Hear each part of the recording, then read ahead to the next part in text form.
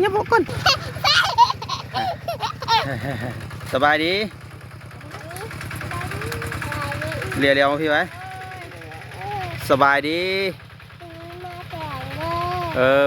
มาไถนาได้โอ้ยมาน้อยเหยียบกาแล้วใส่แว่นตาดิจ้ะอุ้ยเบิ่งดูพี่น้องโคตรต้นแข็งขนาดเหยียบบุญยุบเลย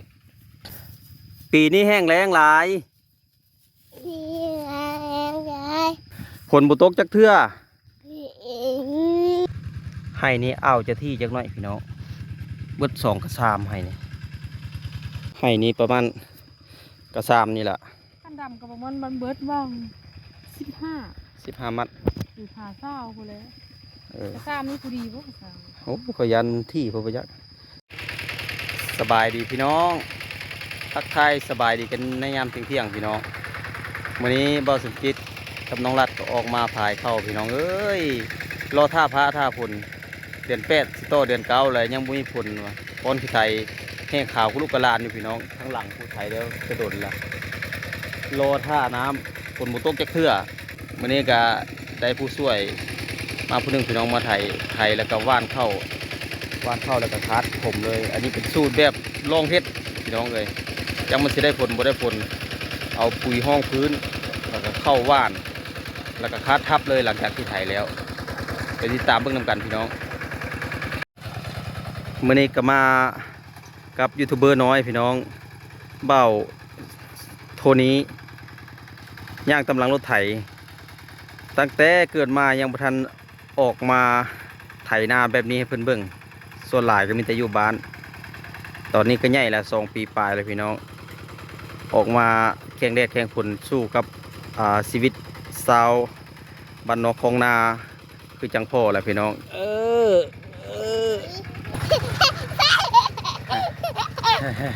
สบายดีเรียวพี่ไว้สบายดีมาไถนาได้มื้อนี้โทนี้มาถ่ายหน้าเด้อ FC ฝากติดตามค่อยในเด้อนี่พี่น้องลูกทรายก็ลิ้นเป็นลิ้นหน้าเป็นหน้าดินทรายไถออกมาแล้วเป็นผุเลยแค่แน่แต่ว่าฝนตกมื้อวานนี่ตกก็บ่แห้งปานใดพอดีดินซุ่มพี่น้องพอดีไถง่ายพอดีดินอ่อน2-3 มื้อโอ้ยดินขาวกระลานนาติดกระเบ้าสุกินนี่ก็ก้อนขี้ไถขาวแล้วทั้งนู้นผู้ตากาทั้งผู้ก็แดงจะครึ่งอยู่พี่น้องกากระยาวแหละแต่ว่าฝนบ่ลงมาก็เลยบ่ได้ดำแบบนี้แหละพี่น้องวิถีชีวิตพึ่งพาเพิ่งฝนบ่คือได้เขามีห้วยมีห้องมันดูดน้ำขึ้นใส่กันสะดวกสบายทันกับเวลาอันนี้อาศัยพึ่งพาธรรมชาติถ้าปีใดฝนบ่ดีก็คือยังเห็นหน้าข้างๆเพื่อนก็พายได้หลายให้แล้วรอพารอฝนบ่ตกจักเทื่อแถมกากระแดงก็เลยเปลี่ยนใจ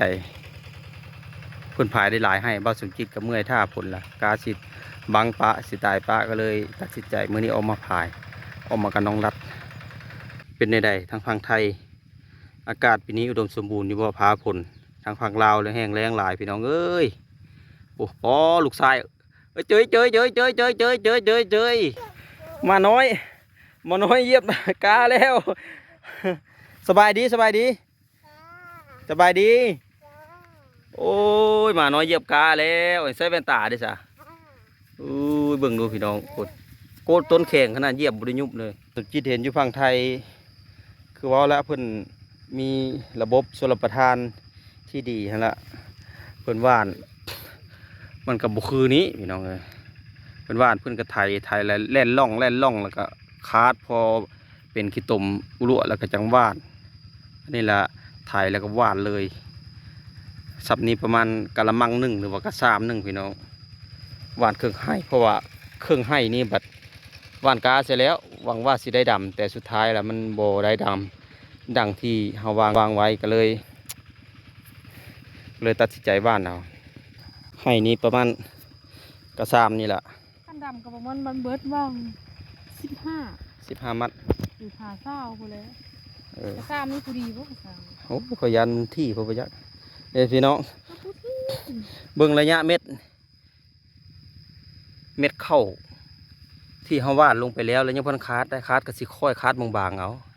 ถ้าคาดหนาแล้วก็บ่ได้เม็ดเข้ามันสิไหลโตมอยู่บอนเดียวนี่จังหวะนี่แหละพี่น้องค่อยซื้อเท่านี้จุดนี้ออกมาไถนาเด้อมื้อนี้เด้อมาถึงนี่เด้อปีนี้แห้งแล้งหลาย พี่อะไร ฝนบ่ตกจักเทื่อให้นี่เอาจะที่จักหน่อยพี่น้องเบิด2 กระซามให้นี่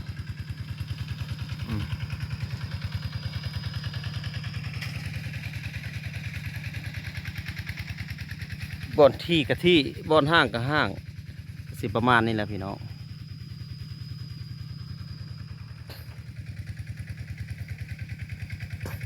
ไปโคมไปแดดแล้ว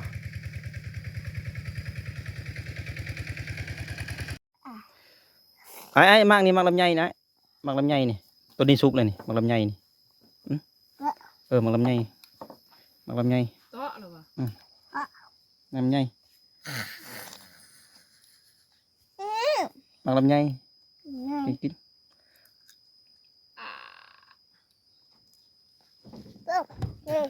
ฮะมากลำไยบุสุกมากลำไยดิบนี่ตัวนี้เบิ้งตัวนี้ดูนี่ตัวนี้ดูกินมึงเนาะ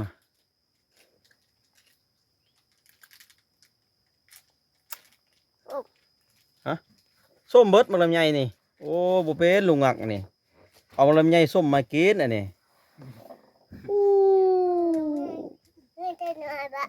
มันน้ำไยเท่าน้อยมันส้มไปเอาให้ลุงงักไปเอามากลำไยให้ลุงงักไปมากับไม่ใช่ส้มเป็นส้มกับพาเดียวกินน้อยเนาะมาได้รอบแรงผ่านไป2-3ให้พี่น้องสำเร็จไปมืดฝนกำลังมาละบาดนี่จะก็ว่านพายแล้วฝนตกมาเม็ดข้าวบอกสมบูรณ์จักพี่น้องเอาเราลุ้นไปน้ำกันพี่น้องฝนกำลังมาแต่ยังบุตกพอดีเย็นอากาศเย็นพี่น้องถัดไปให้ที่3ให้สีทามกระว่านปุ๋ยแล้วก็ว่านเข้าเรียบร้อยแล้วมีแต่คาดประกบคาดกับคาดล่องเดียวแล้วก็หญ้าเลยพี่น้องหญ้านี่ว่าเสียวหญ้าซีดหญ้ามาซีดตำหลังมื้ออื่นพุ่นละหรือว่าพรุ่งนี้พุ่นละภาษาไทยพี่น้องนี่เม็ดปุ๋ยพี่น้องเป็นปุ๋ยห้องพื้นอ้อยแต่เอามาใส่เข้าพี่น้องเม็ดปุ๋ยก็ได้ประมาณนี้แหละว่าห่างๆเอาเบิ่งผลมันก่อนบ่เคยจักเทื่อถ้ามันออกดีมันได้ผลปีหน้าจังตั้งรักตรงหัวปีนี้เฮ็ดสุกเสริญซื่อๆเอาพี่ไว้มาพี่ก่อนจะได้แม่มาเอา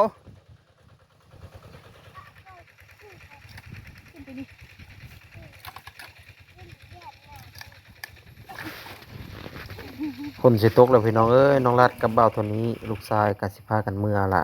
มีแต่ผู้ช่วยของบ่สมคิดแล้วก็บ่สมคิดสิ่งใดที่มันเฮ็ดบ่แล้วคือการค้านแล้วก็ว่านยังให้หนึ่งก็สิสืบต่อพี่น้องลูกชายครับน้องรัดกสิเมื่อละฝนตกยันทนตกทางเอารถจักรมาสุดท้ายก็บุญยังหลายขอใส่ FC ทุกท่านทุกคนให้มีสุขภาพเข้มแข็งเข้ามาชมคลิปนี้คอยทึกหวยมาร่ำรวยเด้อพี่น้องเด้อสุดท้ายขอกราบคำว่าสบายดีสวัสดี